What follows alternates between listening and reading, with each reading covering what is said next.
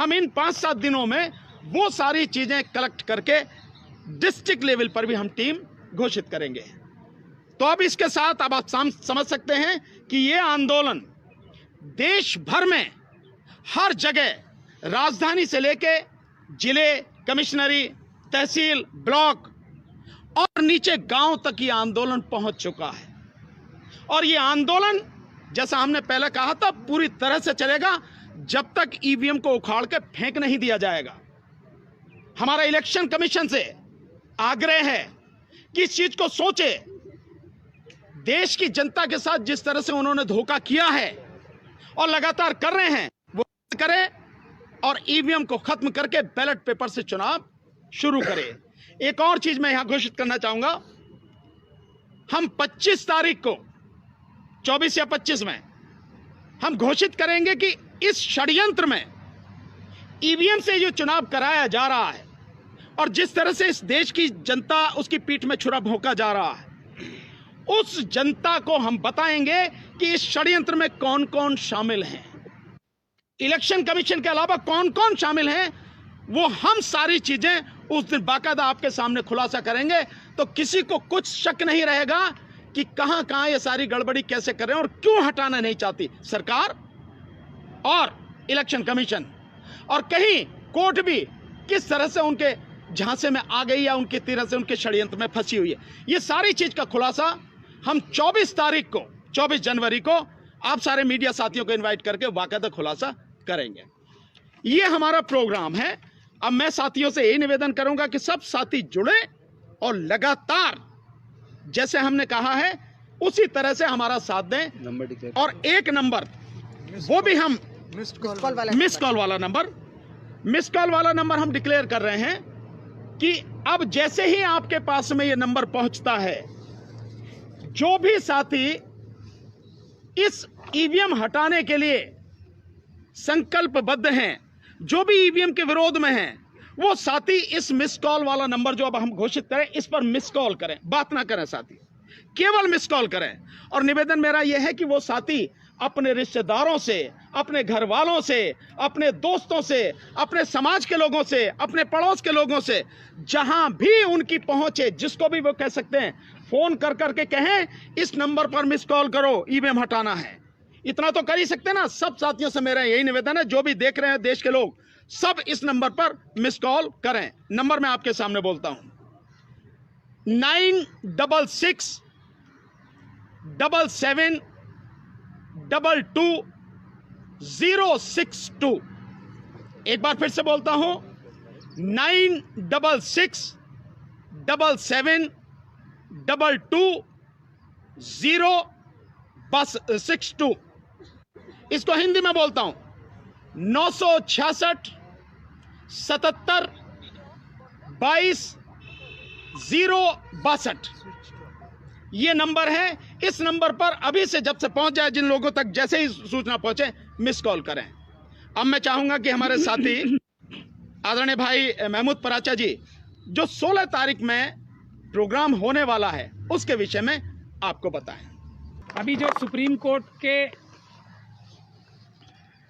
हाथ मजबूत करने के लिए एक इम्प्रेशन ये सरकार द्वारा दिया जा रहा है कि जिस प्रकार से वो देश के सारे संस्थानों को दबाने की चेष्टा कर रहे हैं और दबा रहे हैं, ये इम्प्रेशन आरएसएस और बीजेपी की सरकार पूरे देश में बहुत साफ तौर पे दे रही है। हर एक संस्थान पे, इलेक्शन कमीशन पे भी, हमें भी इलेक्शन कमीशन के पास उस दिन जाने नहीं दिया, कहीं वो मशीनें ना दे दें, उनकी आत्मा जाग ना जाए। तो हम समझ सकते हैं सुप्रीम कोर्ट के ऊपर पहले भी प्रेशर था। 2018 में 4 सुप्रीम कोर्ट के जजेस ने प्रेस कॉन्फ्रेंस करके बताया। ऐसा एक इम्प्रेशन जा रहा है कि सभी संस्थानों के ऊपर और सुप्रीम कोर्ट के ऊपर भी एक प्रेशर बिल्डअप करने की चेष्टा की जा रही है कि इस बात में ख़ास तौर पे सरकार के खिलाफ कोई फैसला ना दिया जाए। ऐसा इम्प्रेशन सरकार खुद ही क्रिएट कर रही है। इससे ज़्यादा खतरनाक बात देश में कुछ नहीं हो सकती। ये सबसे दूसरी ज़्यादा खतरनाक बात है। पहली खतरनाक बात तो एक ही है, चुनाव सिर्फ और सिर्फ बैलेट पेपर से होगा, ईवीएम से नहीं होगा।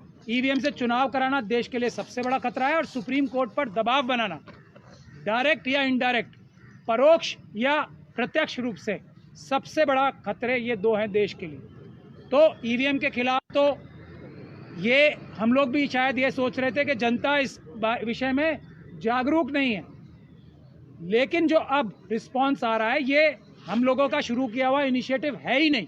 ये बात बिल्कुल साफ हो गई है। ये 95% से भी ज़्यादा जनता की आवाज़ है जो हम लोग उठा रहे हैं। ये बात बिल्कुल क्रिस्टल क्लियर हो गई है। जो फ़ोन हमारे पास आ रहे हैं, ये बात तय हो गई है। ये हम लोग नहीं कर रहे हैं कुछ भी। ये भारत देश की जनता 95% से ज़्यादा ये चाहती है कि किसी भी हालत में, किसी भी कीमत पे ईवीएम से चुनाव नहीं होना चाहिए। चुनाव सिर्फ मत पत्र से होना चाहिए। एक बात तो ये साफ हो जानी चाहिए सबको। अब फ़ोन कर करके और रास्ते में चल वकील आम आदमी हमें क्या बोल रहा है, भाई साहब आप इनसे अगर पीछे हट गई आपकी टीम, हम आपको भी माफ़ नहीं करेंगे। जो आप ये कह रहे हो ना, जान दे देंगे, ईवीएम से इलेक्शन नहीं होने करने देंगे, तो पूरा देश ये चाहता है अगर आप लोग इससे पीछे हट गए तो देश की जनता आपको माफ़ नहीं करेगी। ये हमें लोग रास्ते में रोक रोक के बोल रहे हैं। तो एक बात तो ये बिल्कुल साफ हो जाए। दूसरा, हम लोग अब 16 तारीख को क्या करने जा रहे हैं, भानु जी ने तो बड़े आराम से बता दिया, 15 की छुट्टी घोषित कर दी। लेकिन ये छुट्टी क्यों घोषित कराई गई है, ये भारत देश की जनता की आवाज़ कितनी मजबूत है इस बात का इशारा ये सरकार कर रही है कि 15 तारीख को हमारा मार्च जो हमने अनाउंस कर दिया था वो 15 की छुट्टी भी कर दी। क्योंकि ये मार्च हम सिर्फ और सिर्फ हम नहीं चाहते कि बहुत बड़ी संख्या में लोग आए। मैं आपको फिर बता रहा हूँ, सिर्फ और सिर्फ 16 तारीख को वकीलों का मार्च करने का हमारा ऐलान था। तो उससे भी आप लोग समझ सकते हैं कि 15 तारीख को छुट्टी डिक्लेयर हो गई। मैं उस पर कमेंट नहीं करना चाहता, लेकिन एक एक वकील हमें, अब ये जो वकील अलग अलग समुदायों से भी आते हैं, अलग अलग ग्रुप से आते हैं, जो सरकारी वकील हैं, मैं आपको ये मज़ेदार बात बता रहा हूँ, वो भी हमारा और भानु भाई का और दूसरे जो गौतम साहब हैं, जितने हमारे लॉयर्स हैं, उनका हाथ पकड़ पकड़ के बोल रहे हैं, भैया पीछे मत हट जाना, हम आपको माफ़ नहीं करेंगे। ये हमारे साथ हो रहा है। तो हम लोगों ने अब कोई शक और शुबे की गुंजाइश नहीं है। अगर हम लोग को ये मार भी दें, ये तानाशाही सरकार हम लोगों को मार भी दे, तो हम रुकने वाले नहीं है। ये जनता की आवाज़ है।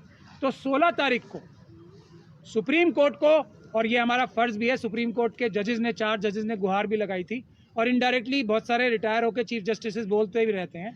हमारी जिम्मेदारी है देश की जनता की, सुप्रीम कोर्ट के साथ खड़े रहकर उसे जनता का भी सुप्रीम कोर्ट बनाए कि आपसे ऊपर हम किसी को नहीं समझते, आप निष्पक्ष रूप से फैसला करो, जनता आपके साथ खड़ी है, और जस्टिस डिलेड जस्टिस डिनाइड होता है इस फैसले में। इसका कोई लॉजिक नहीं है। यही हम गुहार लगाने जा रहे हैं कि जब आपने खुद ही सुप्रीम कोर्ट ने बोल दिया कि वीवीपैट वाले जो वोट होते हैं वही वोट होते हैं, तो ये 1 रुपए की मोहर क्यों नहीं लगाते आप? 1 रुपए के खर्चे वाली ये हज़ारों रुपए की पूरी 3 मशीनें खरीद के और उसका एक लंबा प्रोसेस करने की क्या ज़रूरत है? ये सुप्रीम कोर्ट की जजमेंट की, जो सुब्रमण्यम स्वामी साहब की जजमेंट है, उसी की रूह से हम ये बात बोल रहे हैं। इसमें मुझे नहीं लगता कि सुप्रीम कोर्ट को या किसी भी कोर्ट को, दुनिया के दूसरे सुप्रीम कोर्टों को तो कोई इसमें हिचक नहीं हुई, और उन्होंने तुरंत जर्मनी के सब जगह से इसको मतलब धक्का देके कूड़े की डब्बे में डाल दिया, कूड़ेदान में डाल दिया। तो हमें कोई शक और शुबे की गुंजाइश नहीं है कि हमारा सुप्रीम कोर्ट भी इसको कूड़ेदान में ही डालेगा, श्रेडर में डालेगा। लेकिन अगर ये इंप्रेशन सरकार क्रिएट कर रही है कि हम सुप्रीम कोर्ट को भी, जैसे हमने विपक्ष के नेताओं को, जैसे प्रेस के लोगों को दबा लिया है, हम लोग डरा लेते हैं ईडी, सीबीआई और पता नहीं कितनी एजेंसीज के जरिए, हम शायद सुप्रीम कोर्ट को भी दबा लेंगे। ये भारत देश की जनता और इस देश के वकील जो ऑफिसर्स ऑफ द कोर्ट हैं वो नहीं होने देंगे।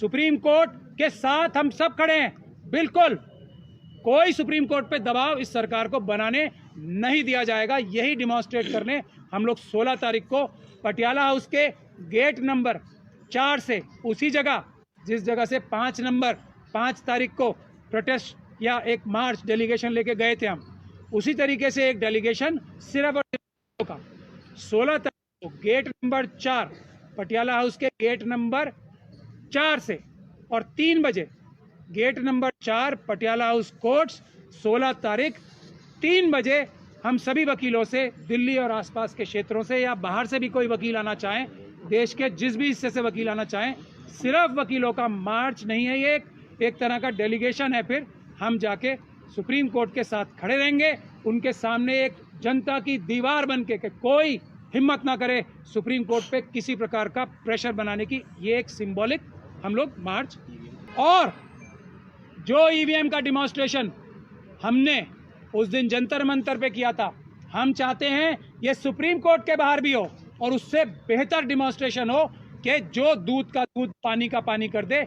जो लोग ये इलेक्शन कमीशन के बोल रहे हैं अभी कि हमारी मशीनें ठीक चल रही हैं और हमारी मशीनें ठीक नहीं चल रही, हमने दिखाया ना हमारी मशीन भी तो ठीक चल रही थी। हमारी मशीन क्या कह रही थी? धांधली हो सकती है। उनकी मशीन क्या कह रही है? धांधली नहीं हो सकती। तो भैया दोनों ही चीज़ें सच है ना।